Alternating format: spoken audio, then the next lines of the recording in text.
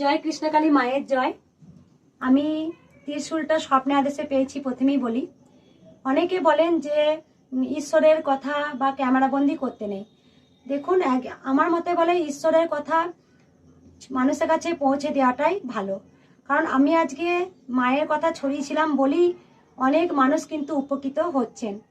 আমি এই ত্রিশূলটার কথা আজকে আমি একটু বলবো। এই ত্রিশূলটা আমি কখন পেয়েছি, যে ত্রিশূলটা মা আমাকে স্বপ্নাদেশে দিয়েছে। আমি পুরোটা বলছি না।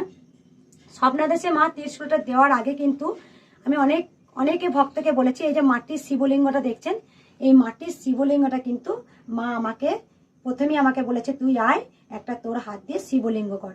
এই শিবলিঙ্গটা কিন্তু একদম কিন্তু মাটির। ভালো করে দেখুন, আমি মাকে কিন্তু বলছি যে আমি কিন্তু শিবলিঙ্গ করতে পারি না।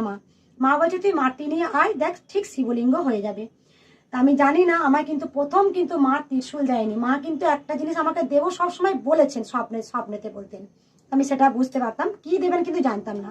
প্রথমে দেখুন, এই শিবলিঙ্গটা কিন্তু আমি পুরো একদম নিজের হাতে তৈরি করেছি। দেখুন, একদম পুরো একদম এটা কিন্তু মাটির। হ্যাঁ, এই শিবলিঙ্গটা কিন্তু পুরো মাটির। দেখুন, আশা করি মনে হয় খুব সুন্দর হয়েছে।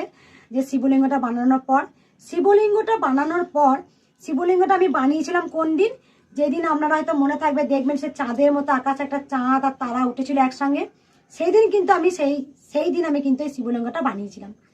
আর ত্রিশূলটা কিন্তু আমি শিবলিঙ্গটা বানানোর পর কিন্তু আমাকে স্বপ্নাদেশে মা ত্রিশূল দিয়েছেন। তাই ত্রিশূলটা কতটাই শক্তি অনেক ভক্তরা জানেন।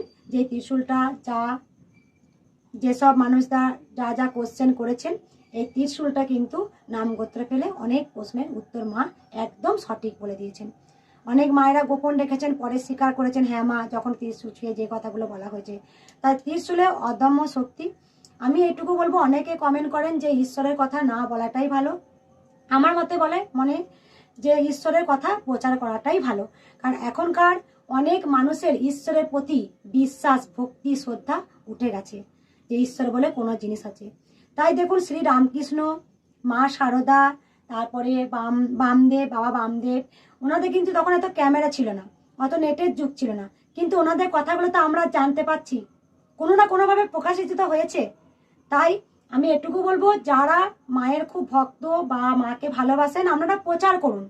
কৃষ্ণ নাম যেমন মহাপ্রভু প্রচার করে গেছেন, তা আমিও চাই কৃষ্ণকালীর মায়ের নাম ছড়াক। আর আমি এটুকু চাইবো, অনেক মানুষ বিপদ থেকে রক্ষা পেয়েছেন, আমি আরও চাইবো যে কৃষ্ণকালী মায়ের আশীর্বাদ নিয়ে আপনারা এগিয়ে যান, আর প্রত্যেকটা মানুষকে যেন কৃষ্ণকালী মা বিপদ থেকে রক্ষা করেন।